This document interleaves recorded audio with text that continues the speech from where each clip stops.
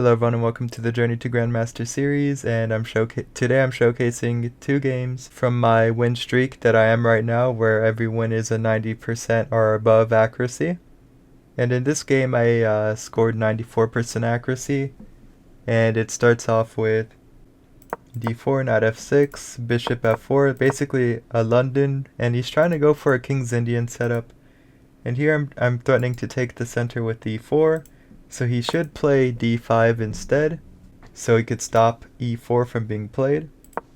Instead he goes bishop g7, I play e4 taking the center, d6, and I play queen d2, knight b to d7, and here there's different ways to play this. You can castle and then play bishop h6, but here I played bishop h6 first, because let's say he takes, he cannot castle. Let's say he tries to play knight g4, and he's kinda stuck here and he's basically losing.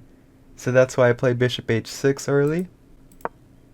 So after my opponent plays d6, I play queen d2, bishop b to d7, and then I play h6.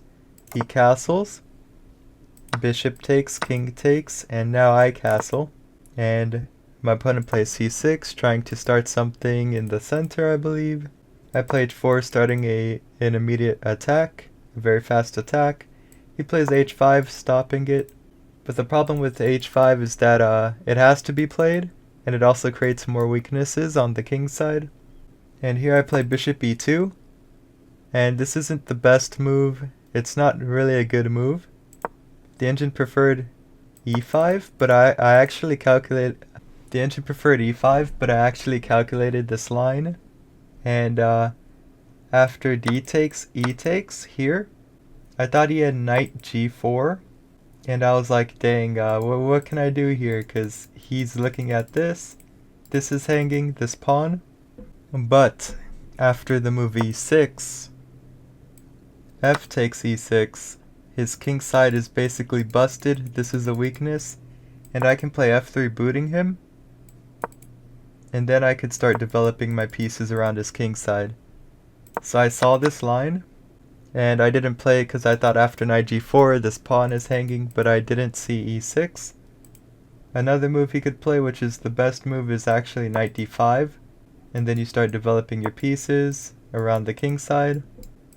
But yeah, that wasn't played. Bishop e2 was played, because now if I play e5, for example c5 is played, which is a bad move by him, I can play e5, d takes, and the reason I put my bishop here is because if he played knight g4, I can take, and then I can play h5 and open up his king side, and he's busted. But my opponent plays knight takes e5 here, and loses the game on the spot, and he resigns. Why? Because after rook takes, his bishop's pinned, and he lost his rook for free. And the next game I'll show you guys is where I got a 91% accuracy, and it starts off with d4, d5, bishop f4, knight f6, e3, e6, knight f3, c5, c3, basically a regular London until he takes. I take back with the c pawn because I want my knight to have f3. He plays bishop b4 check, knight c3, blocking, developing my knight at the same time. And he plays knight e4, which is usually a very bad move, because you move your knight 1-2 spaces in the opening, just for an attack that could just be defended by rook c1. And here he didn't have enough, he didn't castle, he didn't develop anything. He thought he could win my queen side.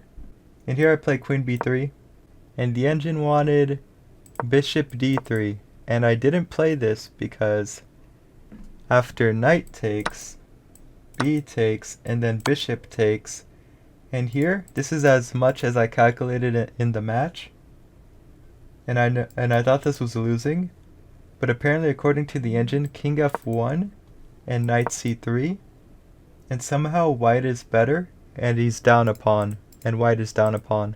So I didn't trust this line, So I went with the second best move, which is kind of a bad move. Queen b3, defending my knight. And after castles, I play a3. And this forces trade, so bishop takes c3, b takes c3. And now he plays bishop d7, developing. I'm guessing at some point he wants bishop a4. I play bishop d3, attacking his knight on the outpost. And here, my opponent plays a blunder, bishop b5. I'm guessing his mouse slipped because I thought he was trying to go queen a4, but apparently according to the engine, queen a4 is bad due to queen takes b7. And let's say he plays a move like knight takes c3, thinking it's a free pawn.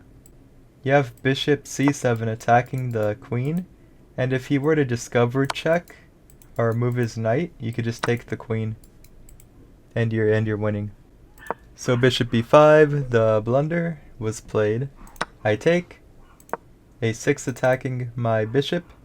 Okay, so bishop d3 is played, attacking his knight, retreating from the b5 square that's being attacked by the pawn.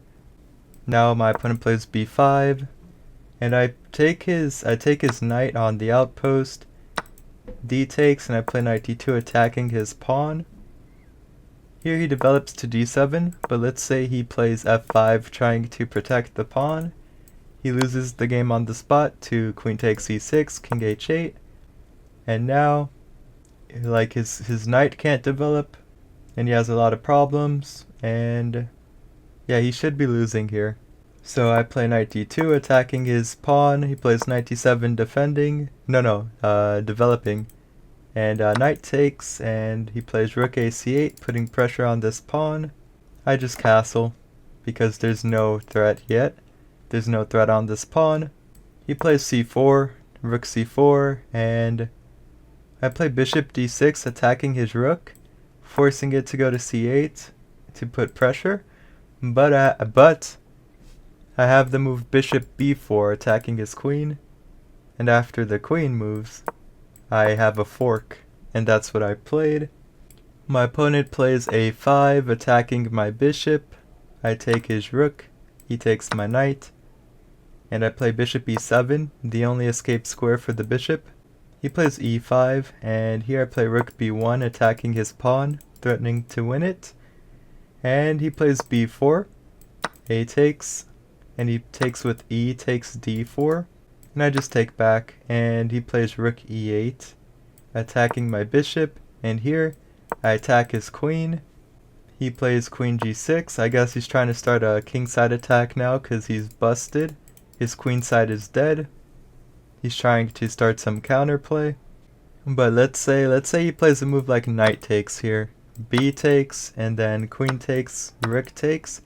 Let's say he plays a4, let's say rook a3, rook a8. And here, yeah, you win in many ways. You can start pushing the pawns. You can play rook a1, win this pawn. But yeah, he's just dead. He's just dead here if he were to take. So queen g6, b takes a5, creating a passer. Knight f6, trying to enter g4. And now a6, pushing my pawn. Knight g4, starting an attack. And here I could just play a7. And let's say like queen h5, trying to start a checkmate.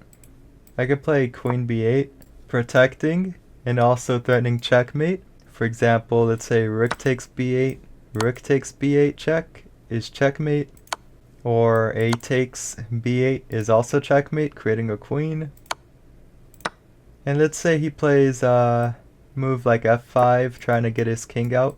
Queen takes e8, bishop takes e8, and then you can trap his queen, win his queen, and yeah, this line is deadly for him. If I just pushed a7, but here I play h3, booting his knight. His knight doesn't have anywhere good to go, so I boot his knight, and he plays knight h6. I play queen b8, threatening checkmate, and here he plays f5, trying to escape, and here I play queen b3 check. The best move was actually a7, creating another queen, and if he took, he's basically lost here. and boom. But yeah, queen b3 check, I missed a7, king h8. I kind of wanted his king further back, so he has no way to defend against checkmate. But he does have a knight on h6 that can go to g8, so I kind of messed up. So a7, queen a6, trying to stop the pawn, but I have queen b8. And after he plays rook takes b8, he resigned the game, because I have rook takes b8, knight g8, and I can make a queen, forcing him to sack, and I can bring my rook up and kill his king, or I can start pushing my pawns. There's so much ways to win, but yeah, he's just lost. That's all I got for you guys today. If you liked this video, like, comment, and subscribe. Have a nice day, and peace out.